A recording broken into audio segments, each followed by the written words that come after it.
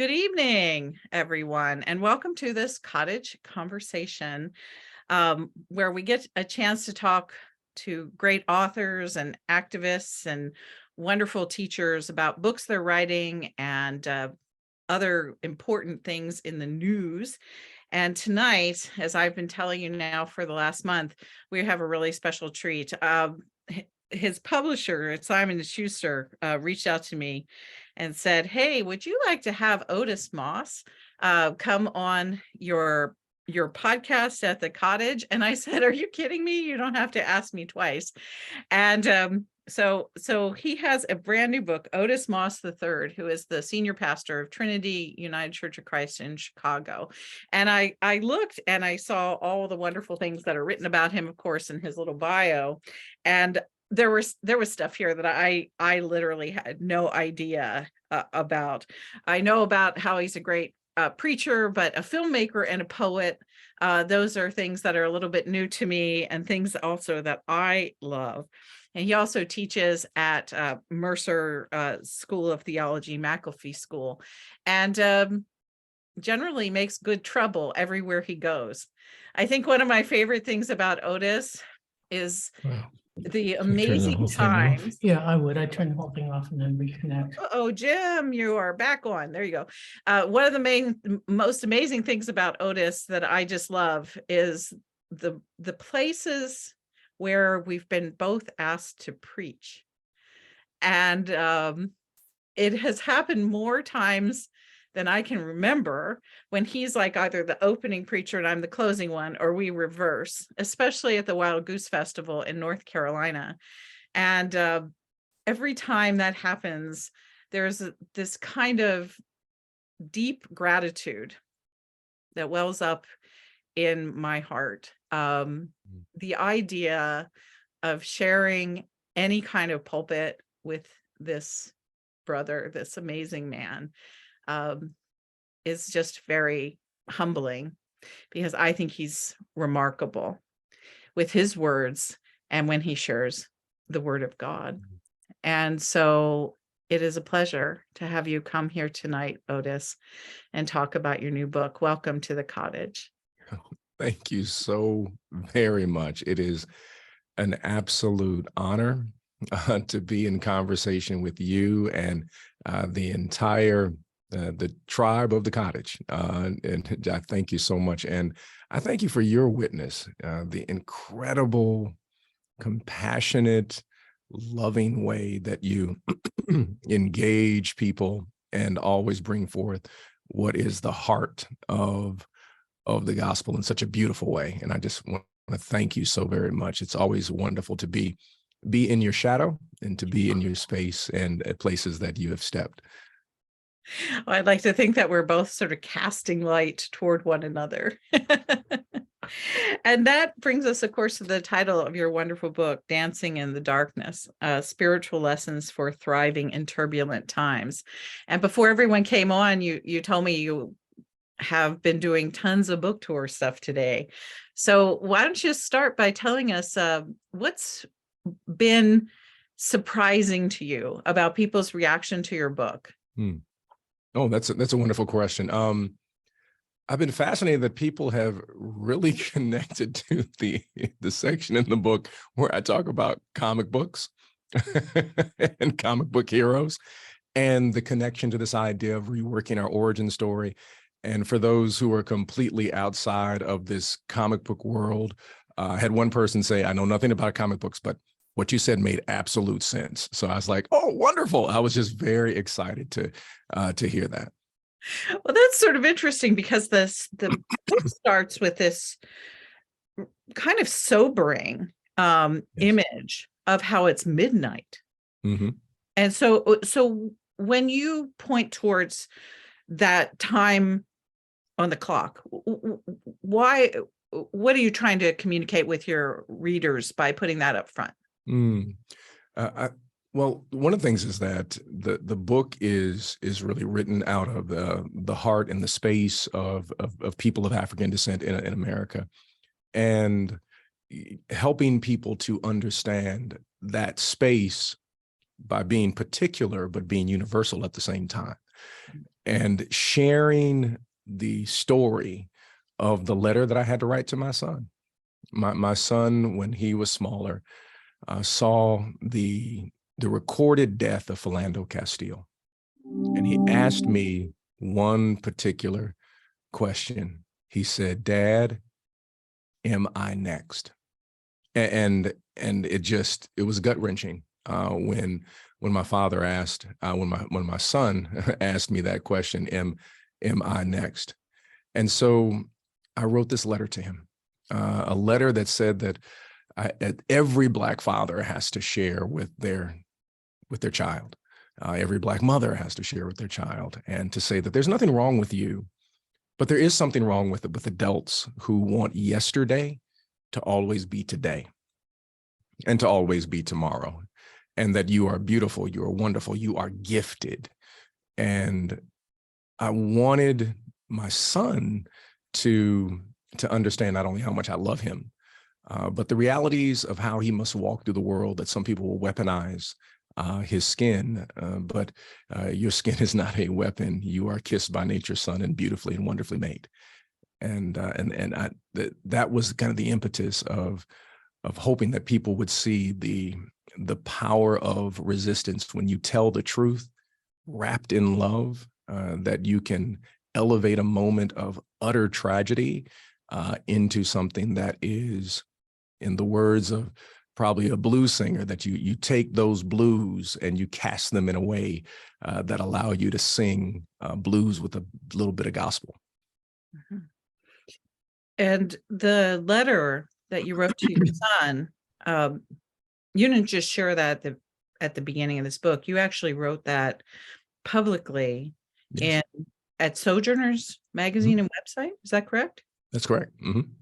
And you said that you got a bit of kickback for that. It was very interesting. So from those people in my community, they're like, "I completely understand." And then there were two different reactions. There was the evangelical reaction, which was a reaction of, well, don't we all love Jesus? And then there was this other kind of secularized reaction of, can't you just focus on the hope? And I said, you just missed it. The hope was, I have a beautiful, wonderful, brilliant son who I told the truth of how he must navigate this world. The letter from a father to a son. Don't you see the hope in that? And the fact that I'm telling him that he has all of the necessary tools, and it is his generation that will not allow the dying wolves that sip from the Confederate poison of yesterday to be the way which we frame our fragile democracy. That's the hope, that when we tell our children the truth, they will take things and soar. But I was not surprised, but at the same time, a little bit annoyed at best, especially by the more conservative evangelicals who just said, we're all one in Christ. And I kicked back on one person. I said, I don't know the Christ you know, because your Christ doesn't respect my child. Your Christ wants to make America great again. And I said, which year? If you want to make it great, is it 1946? That was Jim Crow.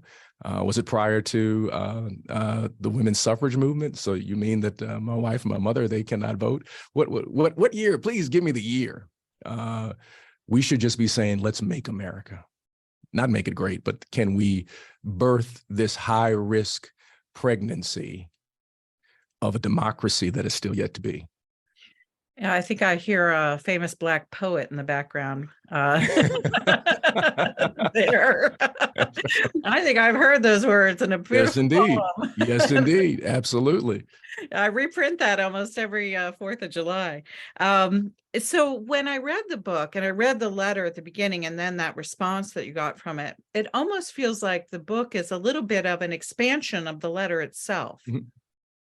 And that you were giving then your son and the people maybe who had criticized the letter 8 windows into what you perceive to be the hope in the letter.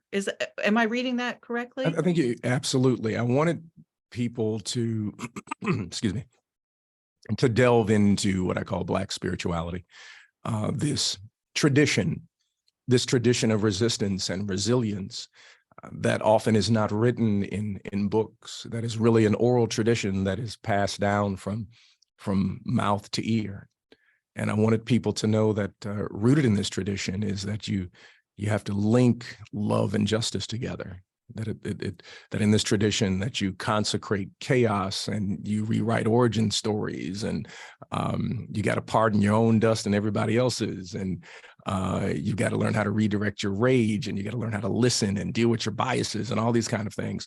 And that's what I was hoping that people would say, oh, that there is a tradition of resilience and resistance that has always sought to expand our democracy and the rights of those in America. That's the beautiful thing about the tradition, that anytime that people of African descent have fought for inclusion, it's never just for people of African descent. It's always to expand for everyone. So, and I want people to understand that it's not so localized that it doesn't wrap its arms around everyone else. And you draw that from a rereading of King and Thurman? Absolutely. Thurman and King haunt the book on so many levels. And I was raised in a household that placed King and Thurman as icons and saints in many ways. And their ideas and the ideals that they lift up are not only central to the book, but I think central to how we should function as human beings if we are to, quote, dance in the darkness, if we're to really build a nation. And the words of Du Bois is the yet to be United States of America, that we hold these ideals of love in one hand and justice in the other, and we struggle with these things. Mm-hmm. When I was reading through, and you started it by unpacking that vision of love and justice, and you're both doing it specifically but universally, Mm-hmm. I actually sort of laughed out loud because, and there's no way that you would know this, but I'm telling you now, is that the year that Richard and I were dating, we were both members of this church in Santa Barbara, California, called Trinity Episcopal.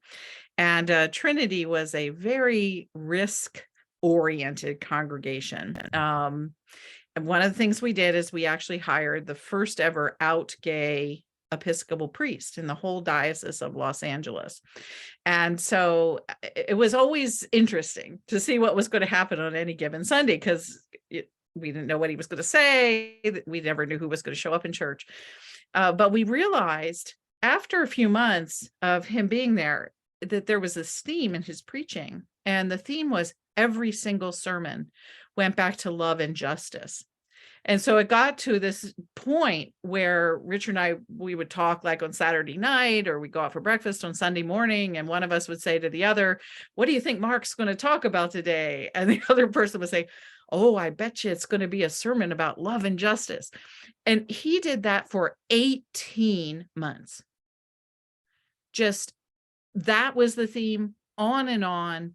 It didn't stop. It was, and he kept unfurling it from all these different directions from scripture. And so here I open your book, and that's the cornerstone of what you call Black spirituality. And there I was sitting in a church in California with a white gay guy. And that was the center point that he wanted to rebase this congregation on. And it was just astonishing to see that that is such a universal theme. It truly is. No matter where you go, whatever community you may be a part of, this idea of love, not this Americanized love, not this market-centered love, but this radicalized love of how do I become fully human? How do I recognize the sacred on me and others I engage? And then this idea of justice, of how do we function in a world? I say that, love without justice is sentimentality, and justice without love becomes legalism or brutality. But when they decide to get married and walk down the aisle, they end up having these wonderful children, one by the name of transformation, the other by the name of liberation. And these are the elements that we are not engaging in our public policy. You know, these are not elements. You don't hear, politicians say, let's talk about love and justice. No. People don't want to engage those things. But these are the values that are transformative for us individually. And these are the values that are transformative to a society. Alexander Hamilton said the first role and duty of a society is justice. And that's what a government is supposed to do, to figure out ways to be just, not retribution, but justice. And that's a very different conversation, because we like retribution, but the idea of distributive justice, of justice wrapped with love, is a very difficult thing, because it doesn't get you immediate votes. It doesn't prick people's ears in the way that the idea of retribution does. Can you tell the story of Terry Mm. as an example of that? That was one of the really striking stories for me in the book.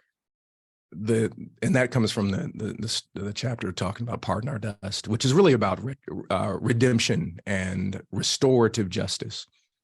There was a young lady who I call Terry in the book, who's doing quite well. Just had just amazing relationship with her and her family, and she's a smart young lady, and she got enamored with this young man in school who was selling some weed, and he asked her one day, "Could you hold this bag for me?" And she did. She's the girlfriend, and lo and behold, he gets picked up and she gets picked up, and then she is charged with distribution. And her family was just stricken. Here she is. She has extremely good students. She's about to go on to college. And there was a no tolerance policy in the Chicago public school system, meaning that if you had any infraction, you're to be expelled, but not just from the school. You're expelled from the district, meaning you can't go back to school. And her family couldn't afford some private school. They couldn't afford to move to another county. And so we decided that we were going to go and we were going to plead her case before the review board at the Chicago public school system. And it was one of the most painful things, because Terry was given another chance. In other words, they pardoned her dust. Not saying that she didn't have accountability, but she was given another chance, because it was myself, it was her mother, all these mentors and teachers. I mean, just coaches, just people just showed up. We rolled deep. I mean, it was just like we rolled deep up in there. And so the review board was shocked. But when I walked out, what almost brought me to tears is I looked down the hallway and I saw all these young men who didn't have a single advocate that were going to go before that review board. And no one would be able to say that, oh yeah, I used to coach this young man, that, he made a mistake. We're holding him accountable, but he shouldn't be expelled from the entire educational system. And when we expel them, there is another system that wants to embrace them, and it's not pretty. It's a system that ends up in the incarceration system. And so Terry's story was a story of triumph and tragedy at the same time. And there are so many Terrys in our community. And I might say now, Terry graduated from college, from Prairie View A&M. She has her own business now. She is like running this major business down in Texas. She's doing incredibly well. But if she had been expelled, all of what she's doing now would never have come to fruition. And I think that's really the story that Terry tells us.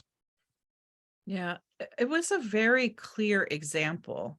I know that people who are concerned about criminal justice right now are talking a lot about the difference between restorative and retributive justice, and the way that you tell it so personally and with such heart. Because for Terry, there were consequences. She Right. had to do things. Isn't that correct? Oh, absolutely. Oh, yeah. She she definitely had consequences. She was, she was suspended for a time period. She was there was this community service piece that she had to do. It wasn't just like, okay, go on about your business, Terry. Here are the things that you have to do. And she ended up, breaking up with the guy. She's just like, you almost cost me my entire life here. So she ended up breaking up with the guy, which is actually a funny story. I just need to tell you that nearly every woman has at least some story like that she never really wants anyone to know about some guy she dated in high school or college. Go Yeah, yeah, they put you in a bad position because one of the things about Terry that I love is she would always bring by a young man to church and say, you have to meet my pastor. And I, I'm relatively nice. I'm not mean. My daughter says I look mean. I was relatively nice, but that's just kind of a thing that we had that she said, from now on, I'm going to make sure I'm calling you so that you can talk with this guy. But these moments of how we focus on retribution, and in everything else, we give restoration. If I'm playing basketball and there's some type of foul, I get a free throw, but I'm not kicked out of the game. I'm not removed from the league. It's a foul, and I have to deal with accountability. And my teammates say, hey, I don't want you to do that again because you're creating a situation where you're putting us in a bad position. And so we have all of these other rules where we try to restore. But when it comes to our children, we focus on retribution in our system.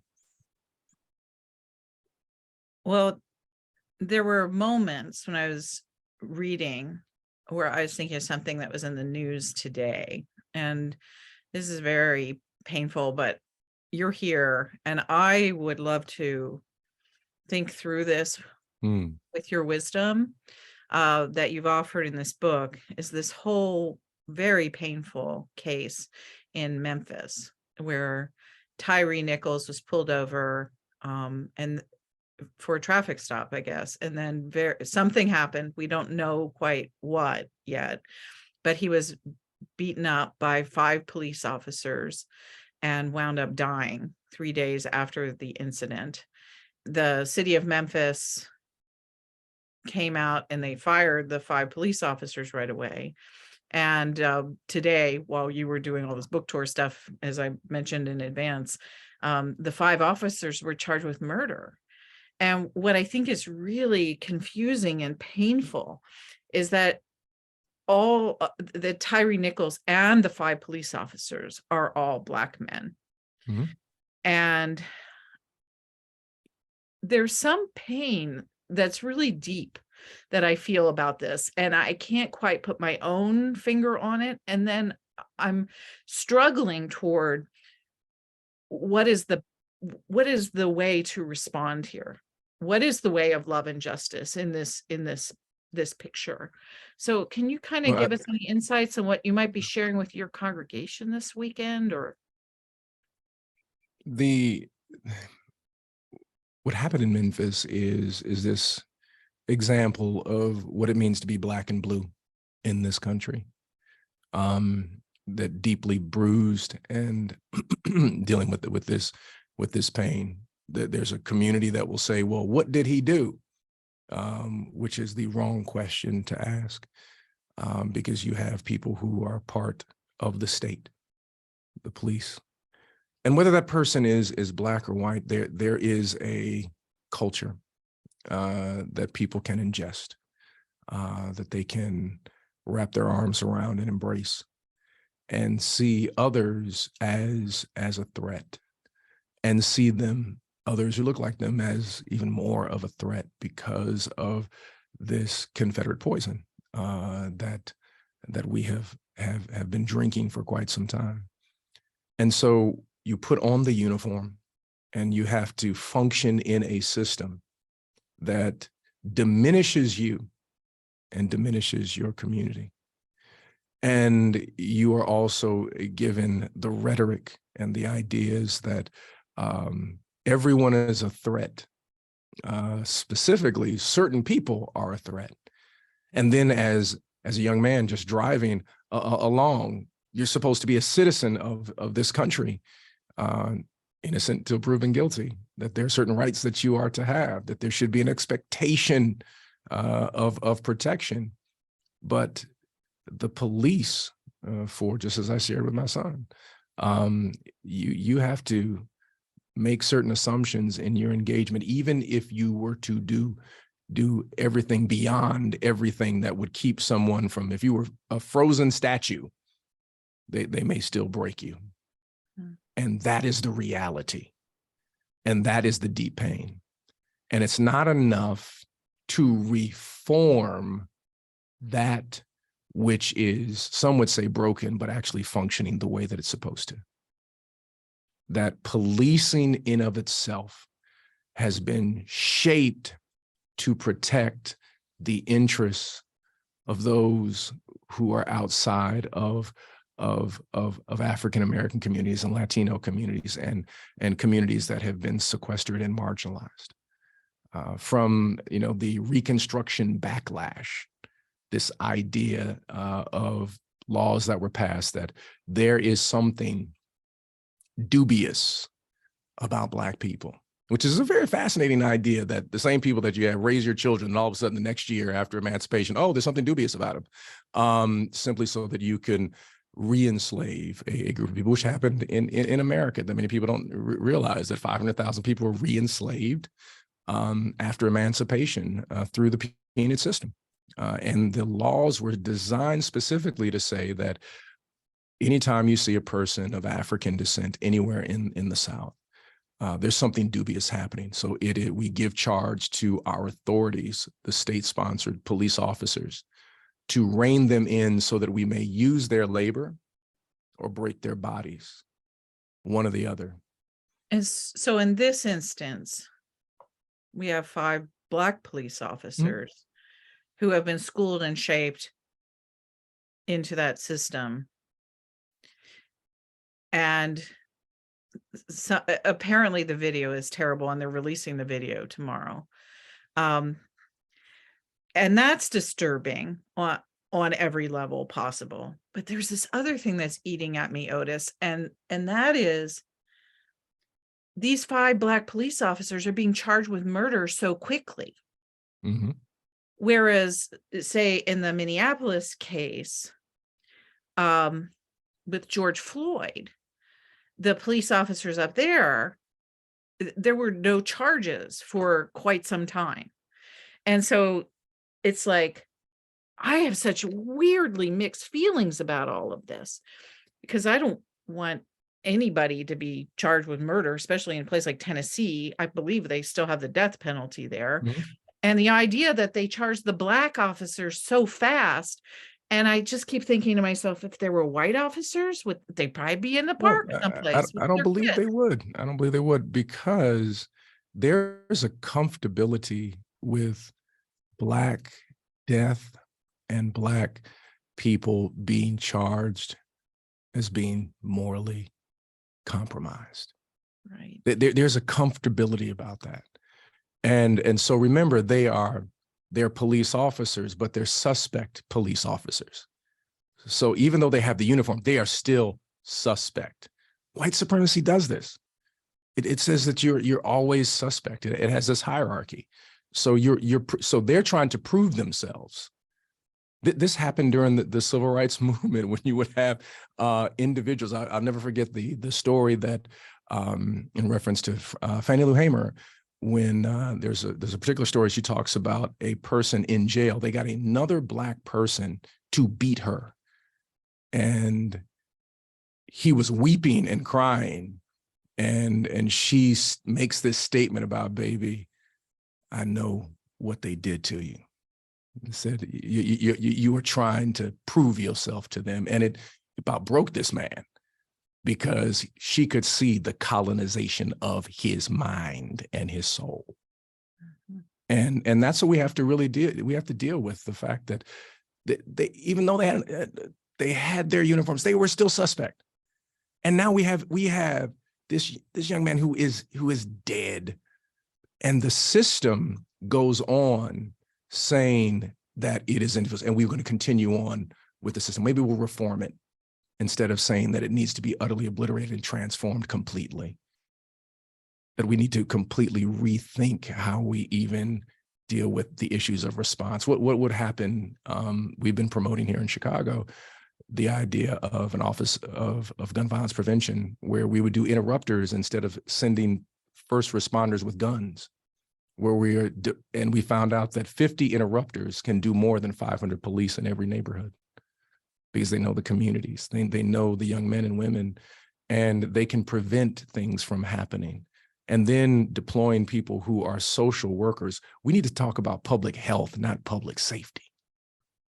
We're always talking about safety, but the real issue is, how do we make a healthy Memphis? How do we create a healthy Chicago? That's a completely different question. And you really see part of the way that this, the words that you put into this particular project, we're really speaking to my soul today, because you're offering both sort of pictures into the problems of justice and pictures into those communal social problems. And yet this particular book is really about the spiritual resources that give us the sense of vision and power and the spiritual strength to encounter those things. And so in this Memphis situation, I feel both grief and I feel rage. And so do you want to speak to either one of those two spiritual responses, and how Black spirituality can serve as a resource even in a really complex and painful story like this? So I appreciate that question. The idea of grief, and what I talk about in the book, is this idea of prophetic grief, not pathetic grief, but how do we grieve prophetically? And prophetic grief means that I face the depths of this pain, but I'm also not going to fall into despair. I'm going to raise the fundamental question of transformation. How do I ensure that this does not happen to someone else's child? That I want to participate in the work of transformation versus in the work of revenge and retribution is prophetic grief. And then the redirection of this idea of rage, I didn't put it in the book, but one of my favorite people in history is a person by the name of Muhammad Ali. And Muhammad Ali talks about his tactics of when he would fight, whether it was Joe Frazier or George Foreman or whoever it was, that he said there were many people that he fought. He knew that they were stronger. And he said he did not want to get hit by George Foreman or Ken Norton. He just said, and Joe Frazier, he said, I really did not want to get hit by them. He said, but what I did know is I could get them in a rage, they would lose all their technique. And if they lose their technique, I will be able to knock them out. Because you have no technique, you have a lot of energy, but it's not directed anywhere. And so he was always using rage against his opponent to win. And so I think that in the same way that within the African-American community, we've learned the same thing. I mean, I'm a lover of Frederick Douglass, and Frederick Douglass was taught early on how to redirect that rage versus moving into a space where I empty out my soul for someone else. And I get a moment of gratification. I'm going to redirect it in a way where I'm building a movement. Or as what Frederick would do, he would become such an amazing articulator and an arguer that when people were calling him names and things of that nature, he said, you can say whatever you want, but I've got a better vocabulary than you do. And I have a better argument than you do. And you're unable to articulate in any way, shape, or form. Matter of fact, he had one argument with a pro-slavery person who was ready to take a bat to his head. And the man stood up and said, it's in that new biography on Frederick Douglass. He said, I've been almost persuaded. I have never had anybody communicate this way. And he had to tell his entire gang He said, this guy's good. this guy's really good.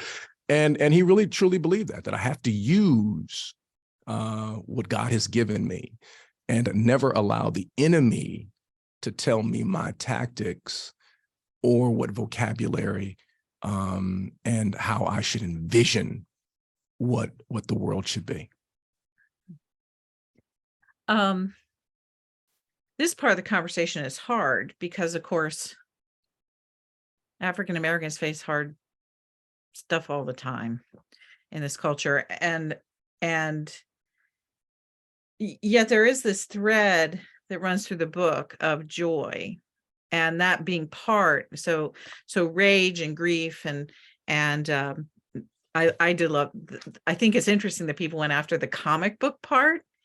Because you're talking about all this hard stuff and then you drop this in. And so it's like, oh, there's the relief, something that lightens the stage. But the other piece that for me just sort of underscored, and I was so glad it was at the end, was where the title comes from.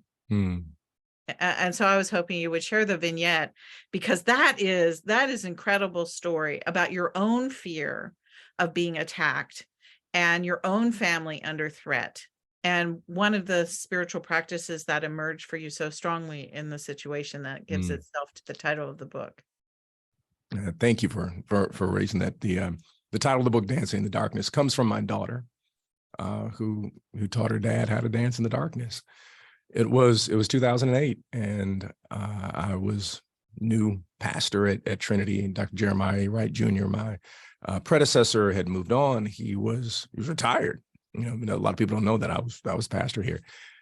And there was a particular individual in the church by the name of Senator Barack Obama, who was running for president at the time. He eventually became the president of the United States, the first African-American president. And I was working out at Bally's. I think they've now been bought out by LA Fitness or one of these groups. And I was on the treadmill doing my warm down, and someone tapped me on the shoulder and said, "Hey, Rev, is that your church on the screen up there?" And I looked up, and Sean Hannity was going off on us. I was sitting there dumbfounded, and I just said, "I gotta go." And so I left at that moment, and that began the media gauntlet. 40 outlets showed up to Trinity every single Sunday with a microphone, chasing people down as they came into the sanctuary.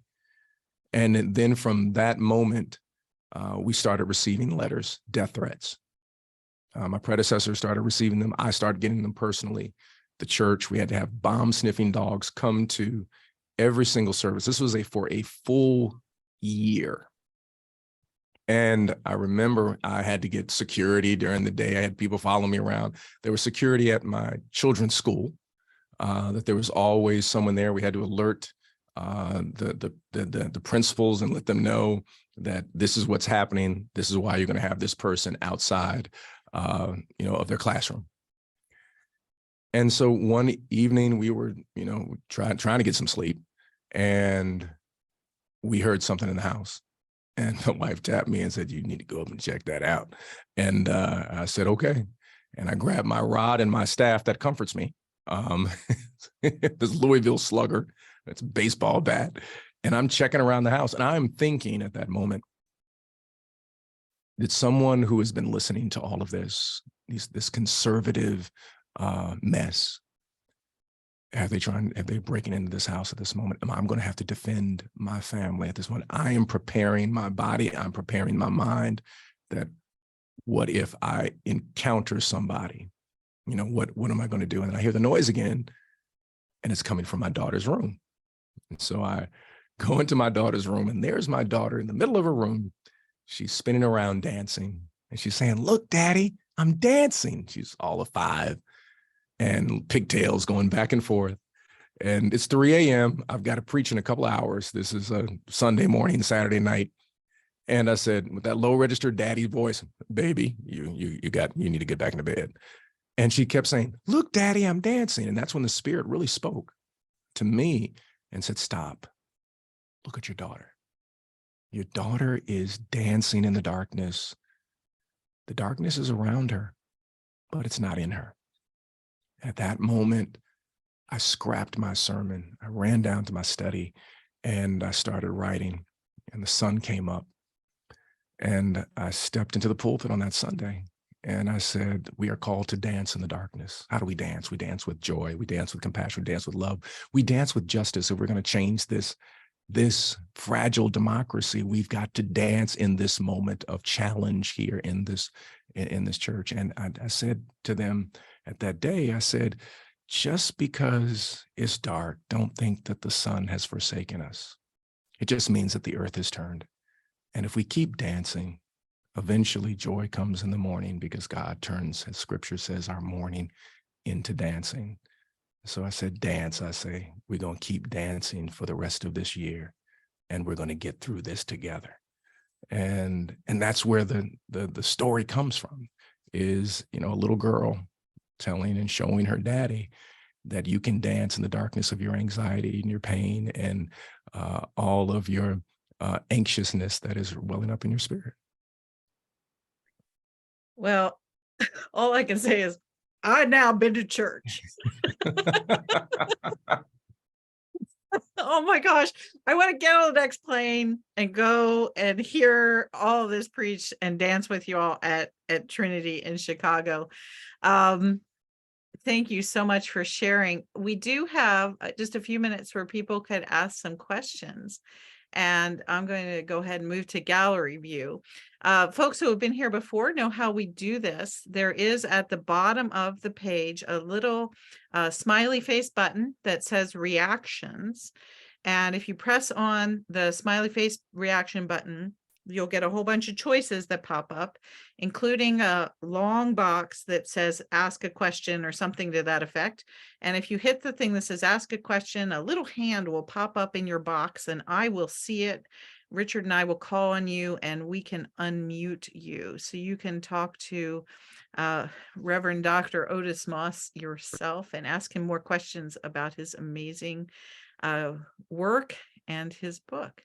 So I'm looking to see if anybody is going to start with some questions.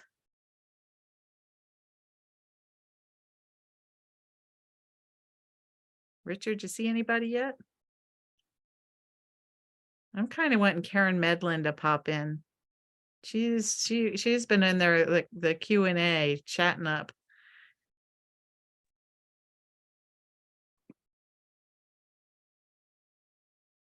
Okay, there she is. I knew I could count on my Canadian friend. Hi, Dad. Always count on Canadians. There we go. Hi, Otis. Hello, how are you?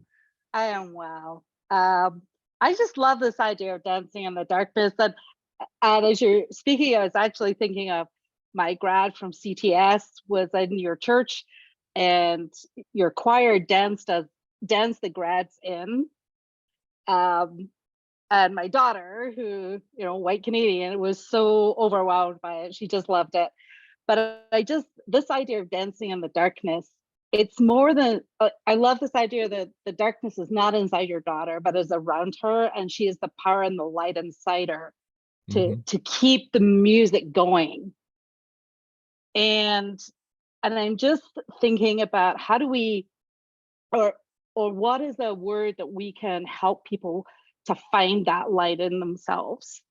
Wow, what is the music that should be playing inside them? It's kind of what I'm wanting to ask. What is the music we should be playing for our people and ourselves to help us in these turbulent times continue to dance while the darkness seems to be overwhelming and surrounding us? That's a wonderful question. What music? I think the first thing is that we must. It's the sharing of story. I mean, essentially what the book is a sharing of these wonderful stories that I've heard, that have been passed on to me, that I pass on to the reader. And the story that you live under can either change the world or chain you. And if we have the right story, it can be transformative. The music that we must play, it's the music and the food. I'm a big food and music person. So I think that we have to have a jazz ethic and we have to have gumbo on the menu. Both of those things, and there's a reason beyond for that, because jazz teaches democracy before America even understood what democracy was all about. The fact that jazz music in itself, coming out of this African American tradition, uses instruments that are not supposed to play together. Saxophones are for marching bands, and the piano is for the European classical tradition. The drums are to be played. A trap drum set is to be played in a very specific way with 1 and 2, not pentatonic rhythms and polyrhythms from Africa. And then the bass is to be played with a bow, not your fingers. And in jazz, every single instrument has the right to solo. In other words, I can bring my unique narrative to the table, and the piano will never tell the saxophone, you better sound like me. And the saxophone will never tell the drums, you got to sound like me. And so each instrument is given this right to solo. And I believe that the ethic that we have to have in America is a jazz ethic for our civic society. Will Black people and will Latino, will LGBTQI+, will they be able to play their narrative? Will, for those who are Asian and Indigenous, will they be able to play their narrative? Can those who are Scottish and Irish, can they play their narrative? When we play our narratives and we've got some of the correct chords, something unique is created. And that's why I also go to this thing about food and gumbo, of course, which, takes all these things that, again, they're not supposed to be together. They put them together. And the idea of the racialized imagination removes ethnicity from the table because it places race over ethnicity. And hear what I'm saying. There is no white food, but there is Scottish, Irish, French, Italian. That's the ethnicity, the history, the heritage. And when we reach back to the ethnicity, there's a story we can share about our commonalities. And within the African-American tradition, because of history, we're not talking just color, we're also talking ethnicity. Myself, I'm, connected to the Cameroonian community. Use the term Black as a catch-all, but the food in which we put forth in our family draws from these many sources. And if we were to listen to that rhythm, something would be birthed musically, and a new dish would be served in this country.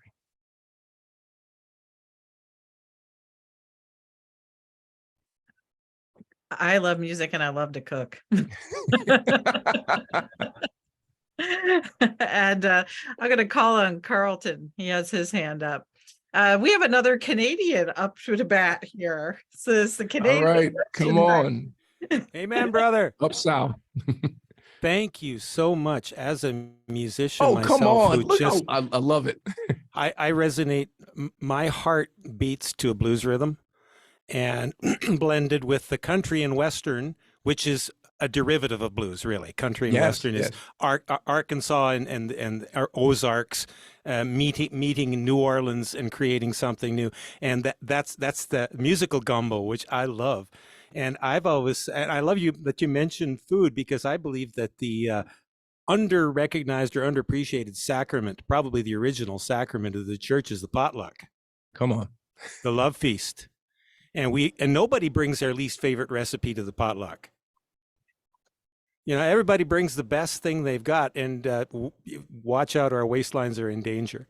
But yeah, thank you so much for bringing this. But I raised my hand for a question. Do you know who is doing the work to build those alliances between First Nations people and other racialized groups, for example, people of color of various type? Like, I think that's why King was murdered, wasn't it? Because he was making an alliance with poor Southern whites and people of color who were in a similar economic situation, had more in common than they did with the 1%. Thank you. Oh, thank you for that question. I appreciate you holding the guitar up. I'm just like loving this right now. It's too cool.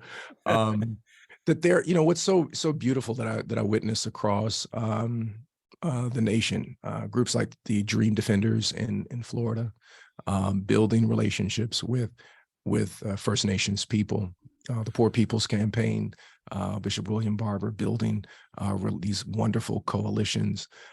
You have these BLM groups across the nation that are doing the same. There are so many local groups. What was so beautiful about Standing Rock in the protests there was the convergence of 20 and 30 somethings from all of these different backgrounds who are coming and recognizing that we need to stand with our sisters and brothers, our First Nation community. And these coalitions are continuing. The coalitions have been there. For those who are from Louisiana and also from Florida, that when Africans decided to escape, they were given refuge within certain nations in Louisiana and in Florida, that these relationships have been together. And the maroon communities of within the Caribbean and also in places like Virginia and South Carolina that built these coalitions. So there's just this beautiful historical tradition that we build on of building wonderful and beautiful coalitions together. Iva, you get the last question tonight. You need to unmute yourself, Iva. Oh, Iva, there you go. Got it. Okay. Well, it's great to be with you all. I just have to say a little bit of background. I was in that church where I heard Love and Justice in Santa Barbara too. And so I also know Reggie, who I think is at your church, isn't he? He certainly is. Yeah. Reggie was at that Christian college that Diana refers to sometimes. Anyway, so it's great to see you and sort of in person.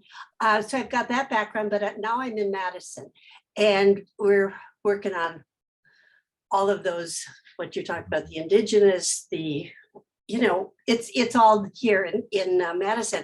Mike, I guess my question, if you want to make any more comment about what's going to be happening this weekend. Well, I have been ripping and running today. That you're talking about in terms of Trinity? With the release of the video and the 5 Black police persons. Well, my colleagues down in Memphis are, they're already putting out alerts on their organizing in reference to the abolition community is saying that this is very clear that the current system in itself is designed, no matter what, to harm, to destroy, to maim, and not to lift up. So that they're promoting this idea that we have to completely not reform, but we're going to have to completely rethink this idea of policing. And there's one group talking abolishing policing as we know it in replace of restoring a restorative system. There's another group that's organizing, that's talking about reform, radical reform, that the Memphis Police Department and in no other police department is equipped in any way, shape, or form to actually police, unless they're protecting property for those who are well off. So that there has to be a complete rethinking of the way that it's done. It's my hope that both groups, and I believe both groups they'll be connected in terms of the idea that this is problematic. It's just a matter of there are 2 competing visions now. There's a reform vision and there's an abolitionist vision. And there are, how should I say it? There are perspectives within each vision. There's a more radicalized reform vision. There's a radicalized abolition vision. There's a more conservative abolition vision. So it's not just one or the other. And they're converging in Memphis to talk about next steps. And that's going to be really important. And certainly having people in all those different reform, abolition communities finding, I mean, this story offers some commonalities, I think, to move ahead the whole conversation. So instead of getting wrapped up in the people seeking justice arguing with one another, this could be a moment of pushing it all forward. Yes, yes. Yeah. Vicki, you want just could you have a quick last question or last word? Okay, if you unmute yourself. Vicky's on iPhone, Richard. Did you get her? You should be able, can we hear you, Vicki? Can you hear me? We can now. Okay, I have a quick question. I had made an assumption about your PIN, and I'm wondering, a number of people have mentioned who your PIN might be. We can't quite see it. Can you tell us about your PIN? Yes, absolutely. This is W.E.B. Du Bois, just one of the great writers and intellectuals. These pins are created by local artists who they have everybody here at a place called the Silver Room in Chicago. You can go online if you want a pin. You can get a pin of Rosetta Tharpe. You can get MLK. You can get Fannie Lou Hamer. You can get Nina Simone. I mean, the person just makes these incredible lapel pins, and even characters from films and movies. If you're interested in music, I mean, they've created Prince pins, if you like Prince, especially for those who are from Minnesota. And so I have a collection. I have Du Bois. I have a Colin Kaepernick pin where he's kneeling. I have an MLK pin. I have a Bayard Rustin pin. For those who've watched the show Good Times, I got my wife has a Florida Evans pin throwing a punch bowl saying damn, damn, damn. So we'll get that who know the show. And just a variety. They just do such a great job at the Silver Room of highlighting Chicago artists. Wonderful. Thank you. Thank you. That's great. Well, it is definitely our time to close. And you have spent such an incredibly rich hour with us. I feel like this has been a gift from top to bottom of the hour. And everyone, Dancing in the Darkness by Otis Moss III. You'll notice as you look, it is not really that thick of a book, and it can be read rather quickly. I read rather quickly. Or what this book is absolutely perfect for is a 4 or 8 week study in your church adult ed class, because there are 8 themes in the book. You could take 2 during 1 week and talk about 2 chapters, or you could just take 1 a week and do it over 8 weeks. But when I read it, I thought, here's a pastor. He knows how to organize the book into a wonderful, usable resource for communities, book groups, and church groups. So Otis, thank you so much for giving us such a wonderful, it's short and packed with wisdom, every paragraph. And so thank you for that. Thank you. Thank you. And everyone, this is your chance where the cottage gets to unmute and do a polyphonic thank you to our guest. Thank you. Thank you. Thank you. Thank Thank you. you. Thank you. Thank you. Thank you. Thank you. Thank you. Thank you. Thank you. Otis. Thank you all. Thank you so much. This was just a delight. Thank you. It's a little bit of a jazz thank you at the end, Otis. I love it. I love it. Nice. Good night, all. Thank you Good for night. coming to Cottage. And I'll see you again in a couple of weeks. We'll have another great author guest with us. And I'll let you know that via your email. See you soon. Thank you. Thank you. Thanks, Diana. Thanks, Richard. Thanks, Diana. Thank Bye. you. Good night, all. Here we go, up here. Thank you.